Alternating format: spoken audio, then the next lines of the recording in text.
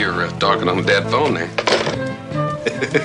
Oh, come on, Jim. You're working for me. I mean, there's a little problem with integrity there, don't you think? Get your rotten foot out of my door. You're going to be getting it back in the mail. I am a reverend now. If I have injured you, my child, it's only because I was the son of Lucifer and... You're working with Hayes, ain't you? You're one of those parole officers, is that it? Cops. You just hired me to take a beating.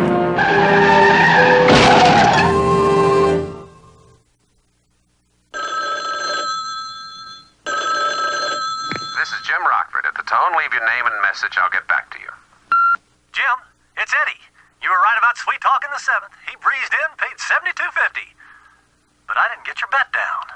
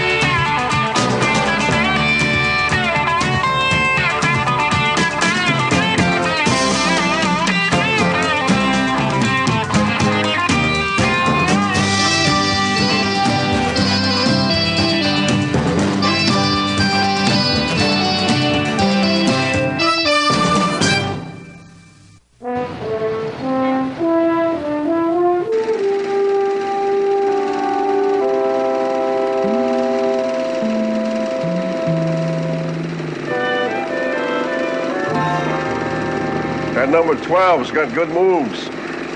He'd make a good 6-man. Yeah, Manny says he runs hot and cold. He's got emotional problems at home. Wife's a flake, plays around. When we get a hold of this team, Ray, I don't want this kid worrying about his old lady, you understand? Don't worry, I can handle it, Mr. Corral. There.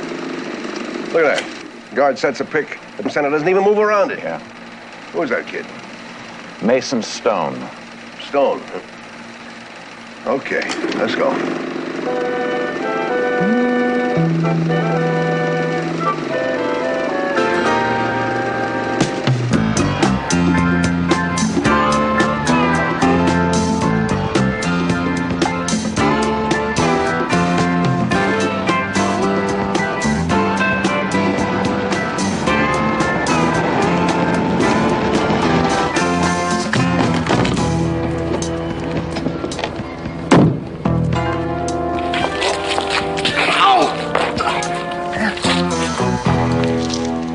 Mr. Hayes, and twice is one time too many. Who are you guys? Who are you working for? This is how it plays, Mr. Hayes. If I ever see you again, if I ever hear you're asking about the franchise, if you even ask anyone I know for a match, I'm going to see to it there's one less coconut in town. Now, is that very, very plain, Mr. Hayes? Is that plain, Mr. Hayes? I told you before. I'm just going through the motions, that's all. Okay. Now I'm asking you for the last time. What are you doing, and who do you work for? I told you before, I work for Mr. Eastman. You lied! I can't. Warden Eastman never even heard of you. I can't tell you. There are other people involved who would violate everything I stand for.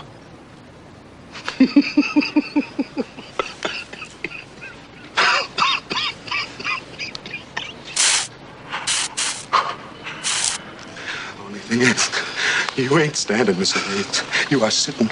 And in 2 hours, you're going to be in refrigeration on a 6-foot porcelain tray. You hear me? Oh, okay.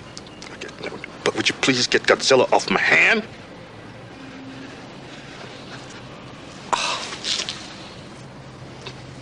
Okay, but now you got to promise you won't tell anybody it was me who told you. Fine. Thank you. Just wanted to make sure I had your word on that before I went ahead. I'm Terry Scheider's parole agent.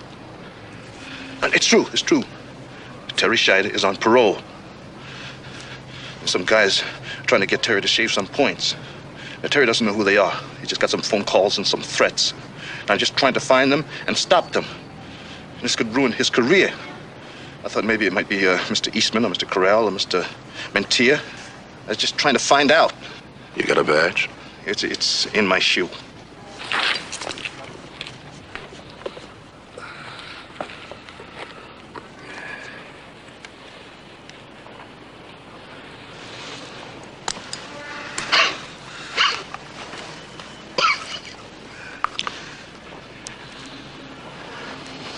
Let us pray.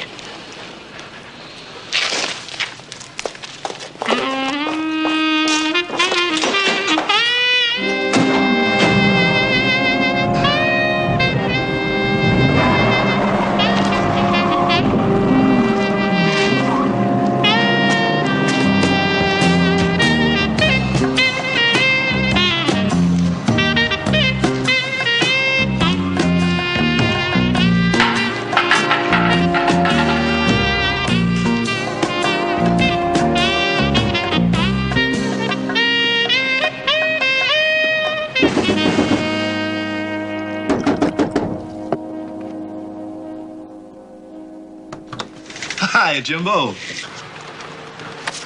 Get out of here. I don't want to talk to you, Hayes. Get your foot out of my door, or I swear I'm going to chop it off. Oh, come on, Jim. What did I ever do to you? What did you ever do to me? Was that the question? Did I hear you right, Mark? Okay, now forget that one time. But after that, I thought we got along pretty good. Get your rotten foot out of my door. You're going to be getting it back in the mail. Oh!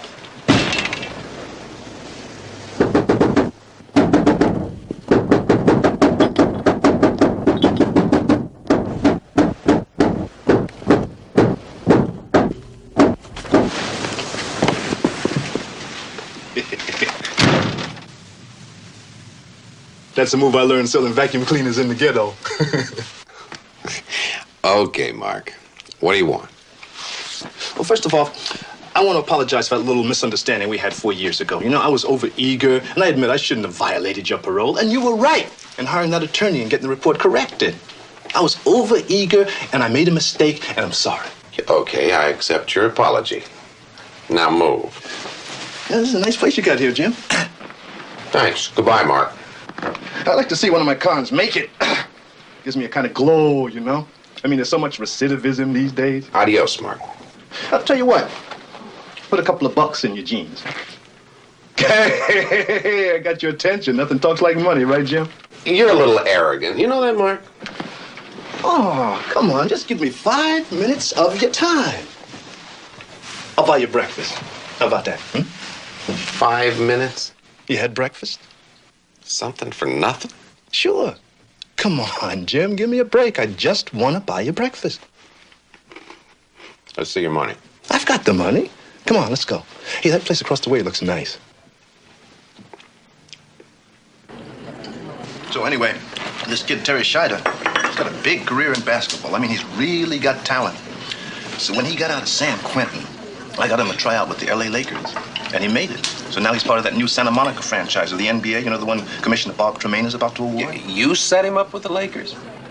I've changed. You know, I've learned something, Jim. I found that helping people help themselves can be one of the most emotionally rewarding games in town. What is it? What's funny? Helping someone help themselves to what, Mark? What's the angle, huh? Come on now. Okay. What are you doing? Organizing all your parolees into a purse snatching ring? You set up the old ladies and get 10%, huh? Is that it? Do you know why we never hit it off? Yeah. We hated each other. That always gets in the way of a friendly relationship. No, it's because you're such a cynic. Okay, Mark, come on. What's the pitch? Come on. This kid, Terry Scheider, is being asked to shave points. Now, I found out about this from his wife. He's being pressured, and I'm afraid he's going to do it. Okay, what's the problem? Violate him, send him back to the joint. That's your style, isn't it? You forget it. Just forget it. Oh, come on. Mark. You're so sensitive.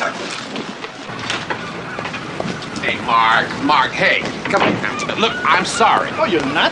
Well, I said I was. You'd never give me the benefit of the doubt, would you? Maybe. I just might. Now, go on with your story. Well, I've been asking around, trying to find out who is squeezing this kid. If I could find out, I think I can get them off him. I figured maybe you'd help. I figured maybe you'd have some sympathy for a parolee in a bind. Well, I was prepared to pay your rates. you were? Mm-hmm. Where'd you get those? From Mrs. Scheider. She's worried about her husband. Okay, Mark. What do you got? Well, so far, all I've been able to come up with is a license plate of the guys who picked up Terry last week. Now, his wife happened to see it and thinks these are the guys who are threatening him. I was trying to find out who they were and who they worked for when they made me yesterday and I almost got my ticket canceled. Hey, now, wait. I don't do anything dangerous. When it gets dangerous, I get lost. No, it's not dangerous. Now, all you have to do is put this electronic beeper on the car and you follow these guys to wherever. When you find out where these guys are going, we'll know who they work for and we'll be able to stop them from pressuring Terry. Did you run a make on their license plate? Oh, yeah. It's registered to a guy by the name of Greg Smith. I've got an address. He lives in an apartment building, but so far I can't pin him to anybody. Okay, Mark. Let's just say I'll take a crack at it because I hate to see a fellow parolee in a bind. Me too, man.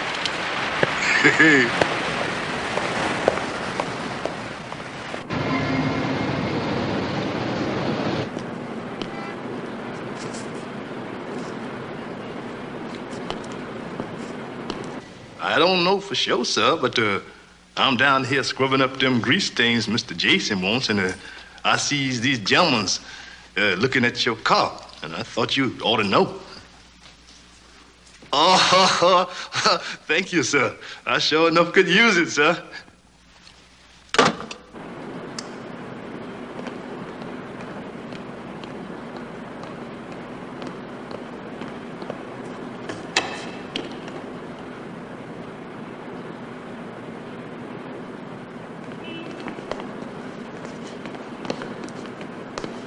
What were you doing under there, Bub? My name is Jim Metcalf. I'm with the LA Smog Control people. This is one of our smog control test centers here. What we're doing is we're testing the mufflers on cars. You see, the idea is that there's a lot of poisonous oxides escaping. You know where the exhaust manifold is connected to the mufflers and also where the smog control device is attached. But congratulations, all these cars are in fine shape. Get in the car.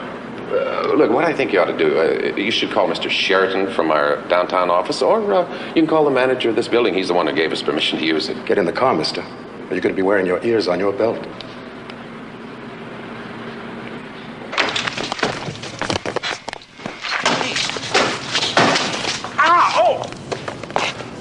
Okay, Metcalf. Who are you working for? Well, I told you. I don't believe in smog. We don't have any smog in L.A. We have some brown air, but no smog. And since there's no smog, there can't be any survey to measure it. Now, can there be? Of course there's smog. What's the matter with you? What I want to know is, what are you doing messing around our car?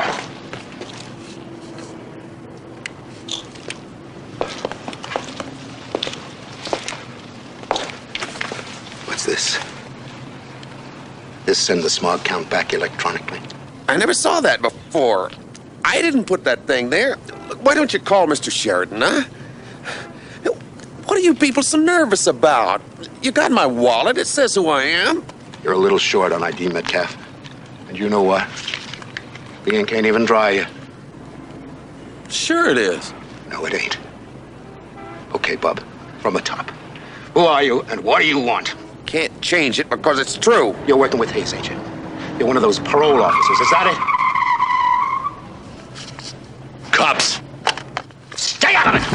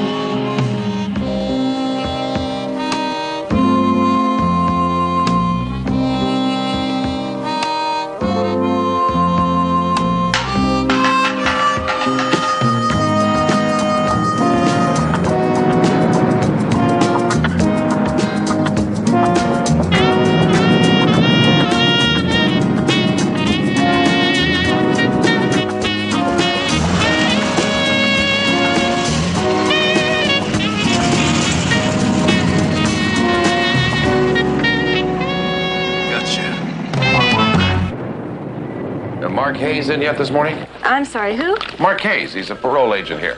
I'm sorry, but I've been in this office for 3 years, and we've never had a Mark Hayes since I've been around. Oh. Rockford, isn't it? Fred. No. Dave. Wait a minute, I'll get it. Steve. Jim. Right, Jim Rockford. Graduate of San Quentin about 7 years ago. 6. Never forget a count. Sorry to see you back, Jim. Yeah, well, I'm not here on parole. I was looking for Mark Hayes. You looking for Mark Hayes down here? Yeah, isn't that a hoot? Sorry, I guess you didn't hear. Well, all right. I'm listening. I fired him. Oh, yeah, no kidding. Yeah. How come? Rather not say. Well, do you know where I could find him? In the all pages. Only he's changed his name from Hayes to O'Brien. Guess what? He's in a whole new line of work. He's a sleaze. A what? Sleaze. I'm sorry, I don't think I know what that is. Private detective. Oh, a sleeve. Yeah, sure. Mr. O'Brien, there's a Jim Taggart here to see you. Yes, sir. He's on the phone right now, but you can go on in. Thank you. I'll tell you what, Sam. We'll take the contract if you really think it's wise, but I can only promise you 6 guys. It's going to run you a couple of bucks. The security is expensive. But if you are getting frisked, I promise you we'll find out in short order. Hi, Mark. You're talking on the dead phone there. How the hell are you, Jim? Whenever I get a new client, I like to start off by making a good impression. This little phone trick seems to do it. Yeah, it seems a little slick, though, doesn't it? Yeah, I suppose. Well, look, you want some kind of explanation, right? Oh, it's okay, Mark. Hey, I got my 200, and what's a couple of bruises? Hey, it's good of you to be so reasonable. Yeah, well, we're living in the age of reason, so I try to be reasonable. Right. Hey, that's sharp, Jim. Yeah.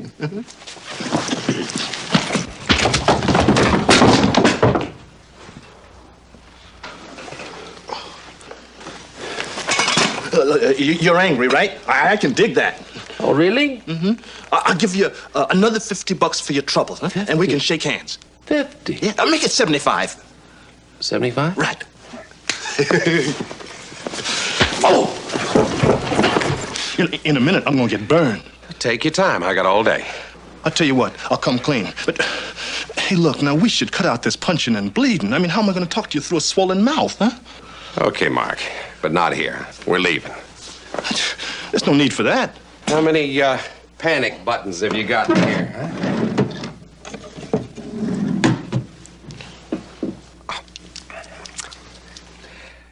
You won't need your coat. It's not too cold out. You know, you're making a mistake, Jim.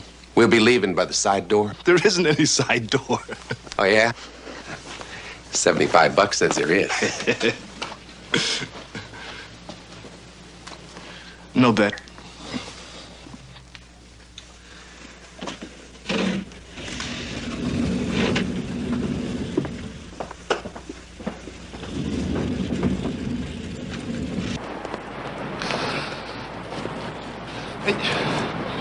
You sure you want to wait for my car? I'm positive. Mine's parked 2 blocks away.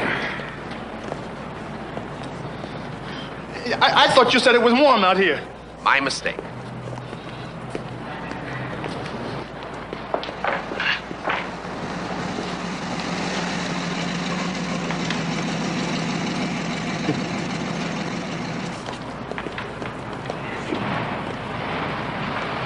I knew those guys were in it together. I knew it.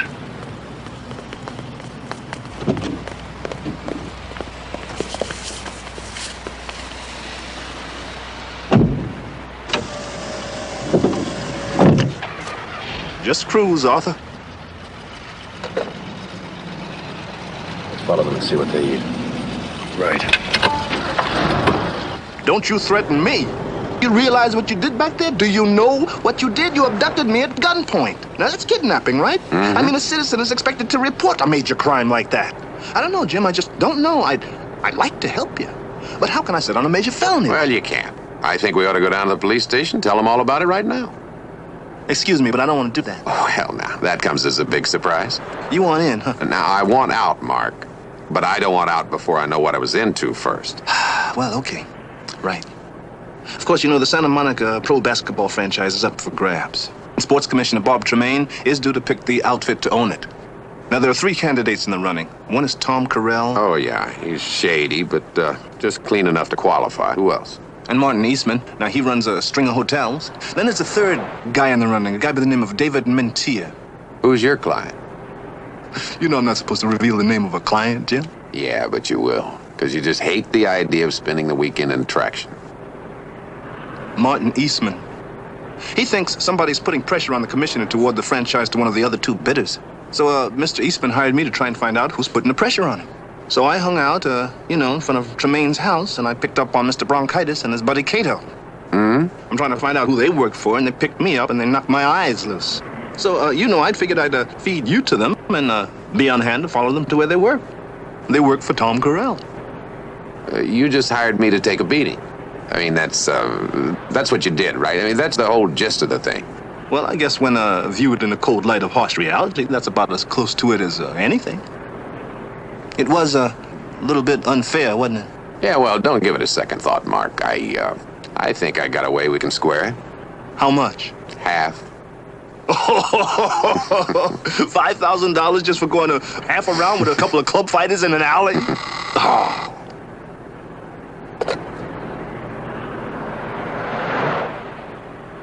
Thanks, Arthur. I'm really getting tired of that asthmatic. I get the feeling that if you get out of this car, you're going to be in a lot of trouble. Now, make the deal. $5,000. I'll ditch him for you. You wouldn't happen to have any brilliant ideas that might work, would you? Yeah. Well, you want to give me a hint? Nope. 2,500. 5,000, I'll lose him completely. Okay, what's the plan? All right, take me back to my car and let me out. That's not much of a plan, Jim. Then you drive into Griffith Park. Do what? Just do what I say. I'll fill it in for you. Go on, tell Arthur.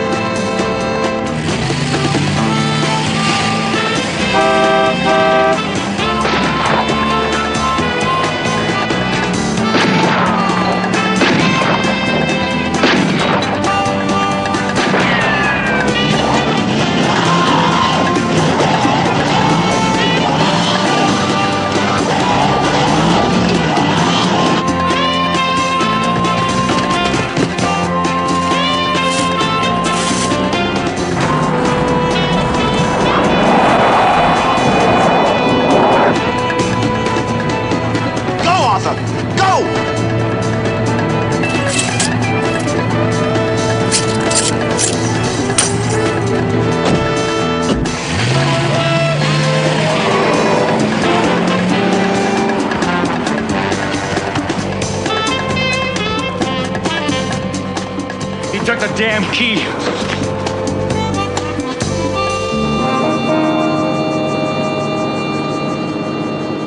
Smooth. That was smooth. Yeah? Yeah. I'll take a check. Yeah. Hey, Jim, there's something I ought to tell you. Yeah, what? You're not gonna like it. Yeah, I know. I can't pay you, Jim. I mean, I'd like to, but, there isn't any money. You know my company, Investigations, Inc.? Well, it's in Subchapter 11 of the bankruptcy court. Everything I own belongs to the bank. Everything I earn from now on goes right to them. Well, then we'll sell the limo. Right. That would be a good solution, but, you see, I don't own the limo. It's leased. Mark, do you think I'm going to sit still for this? Oh, now, look, I can take you to the bank. You can talk to the bank president. He'll give you the whole sad story. Only I can't talk to a bank president without my coat. Then we'll go by and get your jacket. Right. I'm sorry, Jim. Believe me. Oh, it's okay, Mark. It is? Sure, hey. You had a problem, you had to deal with it the best way you knew how. That's right. That is exactly what I did. It sure is nice of you to think of it that way. Well, I do, you know. Now I got a problem collecting $5,000 from you. Uh-huh. I've got to deal with it the best way I know how. Well, you can't get blood out of a turnip, Jim. Yeah? Boy. Hey, babe, do me a favor and drop me across town. No.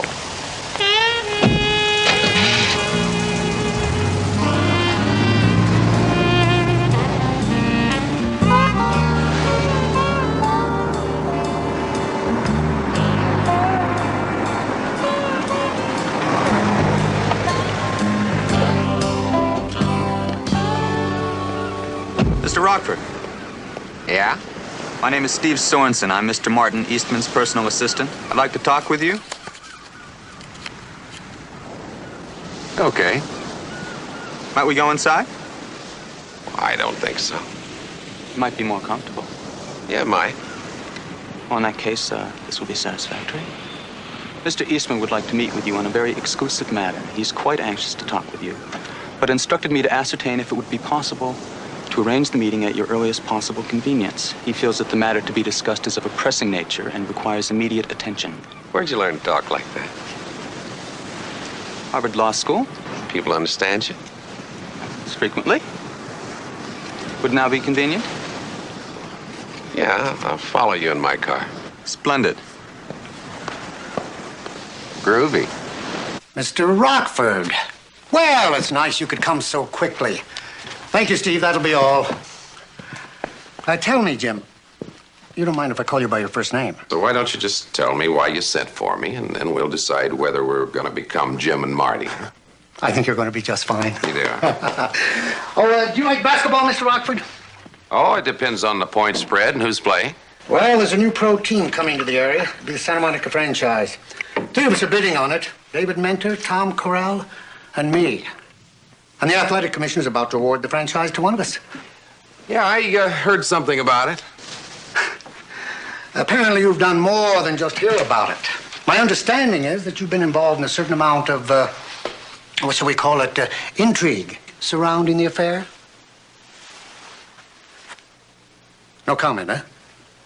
Oh, for the moment, I think I'll just listen. Well, my concern is that somebody's putting pressure on Commissioner Tremaine to award the franchise to one of the other bidders. I thought since you had been observed by some of my people as being a participant, I might find out something from you. Well, since you've already hired Mark O'Brien to look into it for you, and since my only contact with this thing is through Mark, I'm afraid I'm a little confused. I beg your pardon, but I haven't hired Mr. O'Brien. You never hired him? No. As a matter of fact, I think he's the one who's pressuring the commissioner. You see, I had Steve watching Commissioner Tremaine's office. Mark O'Brien was in and out of there several times, as well as several late-night visits to his house. Damn him. When I saw he was dealing with you, I checked you out with some sources. I was told that for a detective, you were reasonably worthwhile. Possibly I can arrange for your employment. I'm looking for a double agent of sorts. I was thinking that a $20,000 bonus when I'm awarded the franchise might be in order. Plus, of course, your normal hourly fee. Let's make it Jim and Marty. Wonderful. Would you be available for employment under those terms? $200 a day plus expenses. Good, good. All you have to do is confirm my suspicions, see who's pressuring the commissioner. If it is Mr. O'Brien, I have to have something concrete to take to the authorities. We'll turn up something, Marty. Splendid, Jim. Splendid. I'll be in touch. Good. Oh, say, I wonder if I might have my first day's salary in advance. Why don't you just bill me? Because I like to get it up front.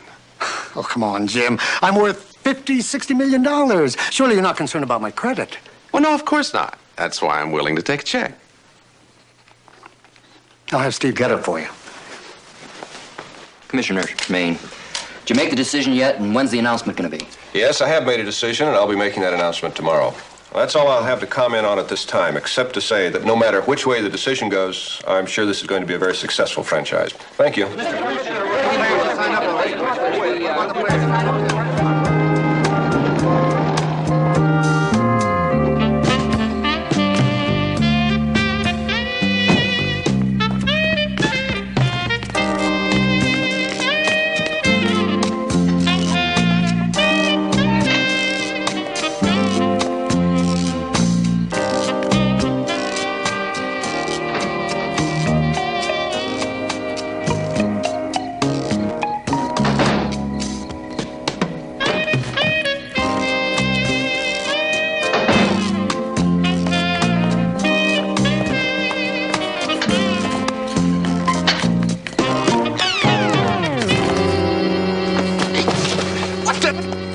Hey, Mark. How you been, huh? Jim, boy, am I glad to see you. Well, I'm late for an appointment, so I guess I better be on my way. Oh, wait a minute. How's Commissioner Tremaine these days, huh? Commissioner Tremaine? Commissioner Tremaine. This is his house you're running out of. Oh, of course this is his house. He's doing just fine. He's under a certain amount of pressure, but of course that's understandable. Yeah, well, I was just on my way in. Why don't you do me a favor and introduce me to him? Gee, I'd like to, Jim, but I just don't have the time right now, yeah? Make time.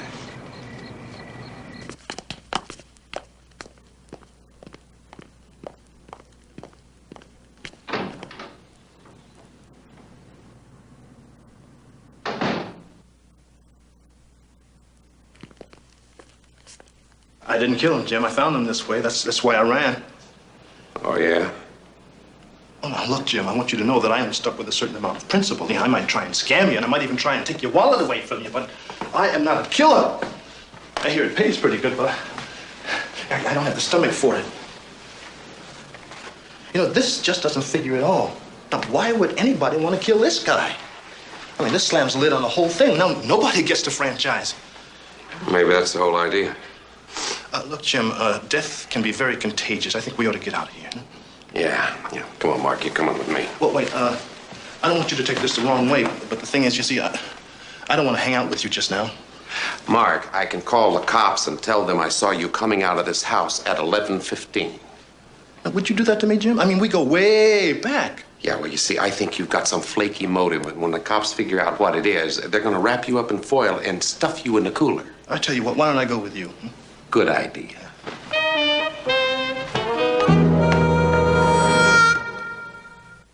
So anyway, I figure, what the hell? I'll become a PI, you know? And for a while there, I was doing pretty good, taking cases nobody else wanted. Do you know that I was making almost $100,000 a year on divorce cases? Until the damn courts changed the laws. Wouldn't allow photographs. Man, I had infrared cameras and about 15 guys who were just great at shooting through hotel transoms and heating vents. Real quality stuff. Yeah, well, look, So anyway, when they took that away from me, now I was just down to repoing cars and a little bugging, stuff like that. But I had a big nut to break, you know, and started losing money. Look, Mark, this is great, but... Look, I'm telling you this so you'll understand that when Eastman offered me that contract with a nice bonus, I jumped at it. Yeah, well, the trouble with that is, Mark, I know Eastman never hired you. That line is as phony as your Terry Schneider story. Oh, yeah? Well, how do you know that? Because he hired me this afternoon. He thinks you're the one that's leaning on Tremaine. He hired you? Yeah. And you took it? Yeah.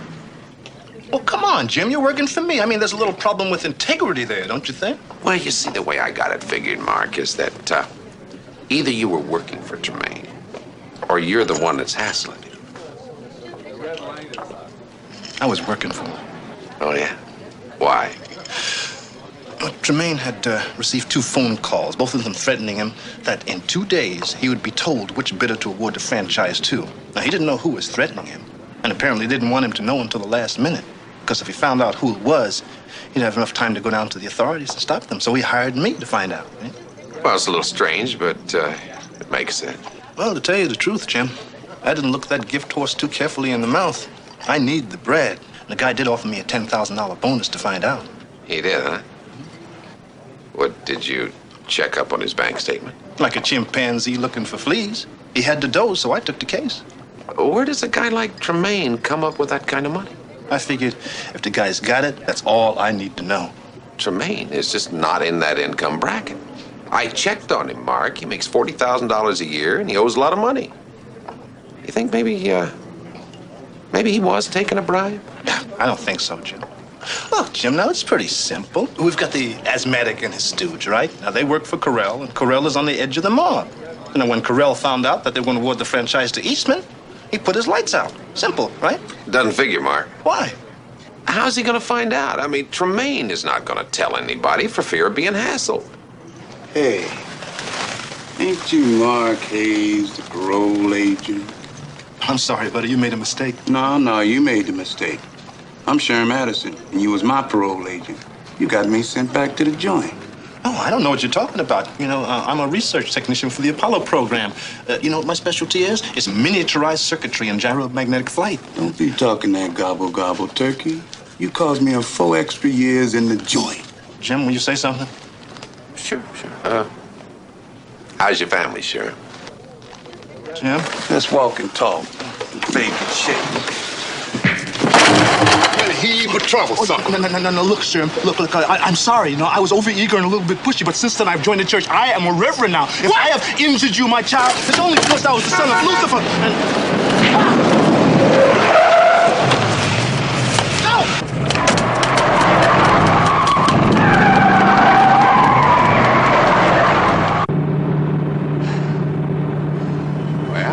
I was wondering why you changed your name to O'Brien. I think I got the answer.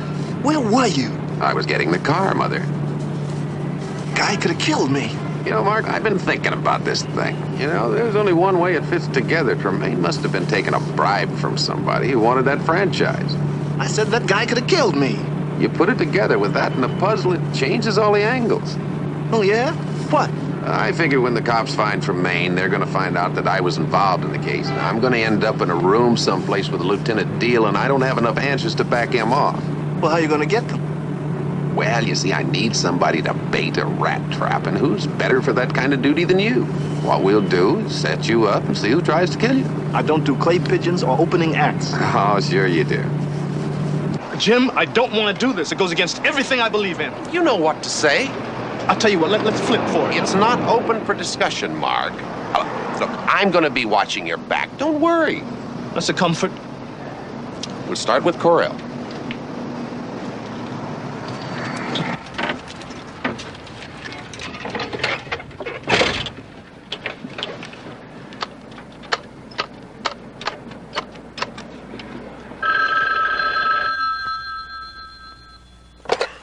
Yeah. Mr. Corell, this is Mark O'Brien. I'm just calling to tell you that I've got your butt in a ringer, and I'm going to pipe you unless you come up with $100,000. I know you killed Alex Tremaine. Who is this? Mr. Corell, let me rephrase that. I would be willing to sell you certain evidence which tends to give you a motive in the killing of Mr. Tremaine. See, it has come to my attention, sir, that you found out that Tremaine took a bribe. And when you found out that Tremaine was going to award the franchise to Eastman, you killed him to prevent that from happening. Now, sir, if you're interested in buying back that evidence... Meet me at the corner of 5th and Manchester in 1 hour and bring $100,000. Hey, see?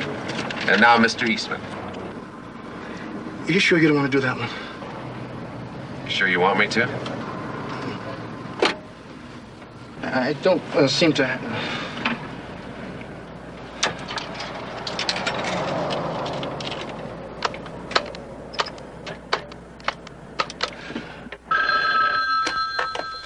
Yes? Hi, Mr. Eastman. This is Mark O'Brien. What do you want? I think that you are responsible for the death of Commissioner Tremaine. I have certain evidence and... Would be willing to sell it to you for $100,000. That's absurd. Is it? You bribed Mr. Tremaine to give you the franchise, but he got cold feet because Corell found out about the bribe and threatened to expose you. He had decided to make the bribe public. Now, you found out about it and had him killed. Why would I do that, Mr. O'Brien? I don't know, sir, to save your reputation. Now, if you are interested in buying back that evidence, meet me on the corner of 5th and Manchester in 1 hour. I don't want to do this. Hey, you're going to do just fine. You sure you won't let them take me or anything? Oh, no, I'm going to have cops there and everything. How many cops? Well, lots and lots. Now, call Mr. Mintier, and then we can get on our way. Come on.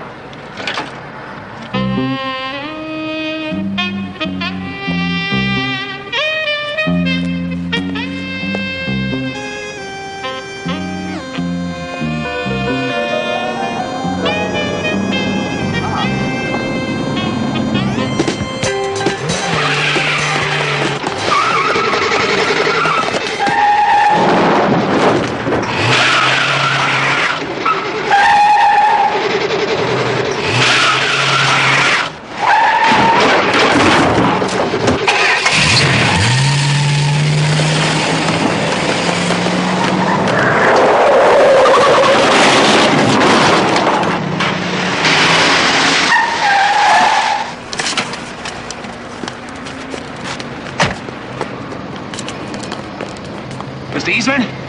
You all right in there? I think so. Get me out of here. What's wrong? Hey, where are all the cops? I'm about ready to call him. You're about ready to call them? Yeah. You mean there were no cops? You mean I was standing there like a 10-pin in a bowling alley and there were no cops? He was going to give me a $20,000 bonus. Well, you promised cops. Boy, I was really hoping that was going to be Corral. I could have been killed, Jim. I could have used that $20,000.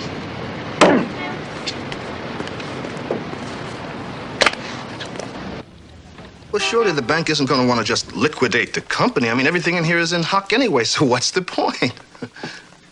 Mr. Farrell, I can assure the bank that Investigations, Inc. is just on the brink of being turned around.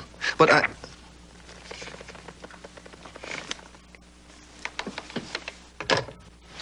Why don't you change banks? That's what I always do. I don't think that's going to help. Well, looks like I'm going out of business. Janice, we're going to have to clear out of here on the double, so you know what to do. Same as always. Right. The telex machine and all the typewriters. Take the back way this time, huh? And tell Arthur to bring my car around. Well, I guess it's time to hit the bricks. Hey, Jim. Don't take it so hard. I always bounce back. Besides, we did go through that deal without getting killed. And Eastman is going to get convicted. Now, there's a certain amount of satisfaction in that. Yeah. Come on, I'll walk you out.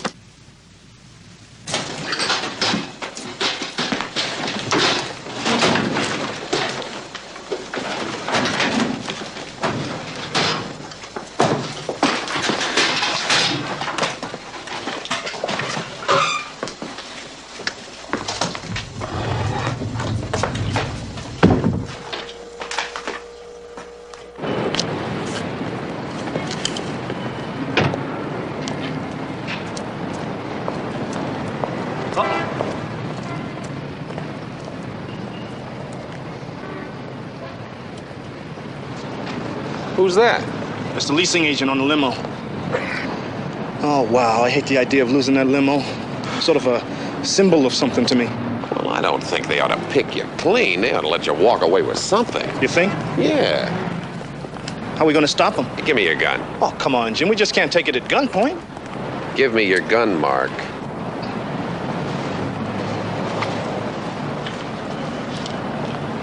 You're under arrest. Gotcha.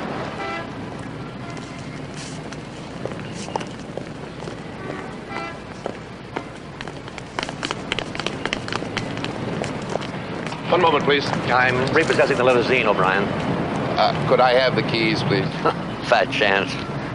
This car was used in a robbery. The money is still missing. We're going to have to take it down to the police impound area, go through it, take the seats out, everything. I'm sorry. I've been trying to get a hold of this car for the past 2 months. Well, you'll get it. You can pick it up at the Devonshire Division this afternoon at 2:30. It's a bum rap. It's a frame-up. Yeah, but... The keys, please.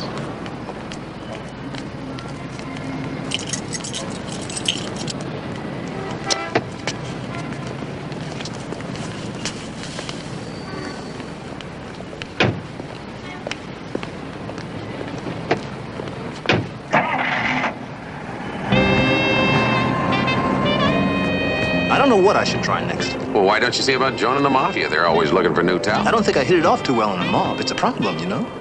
It's always been a problem. Ever since I was a little kid, I've been worried about my future. Hey, Jim. Can I borrow $10? No.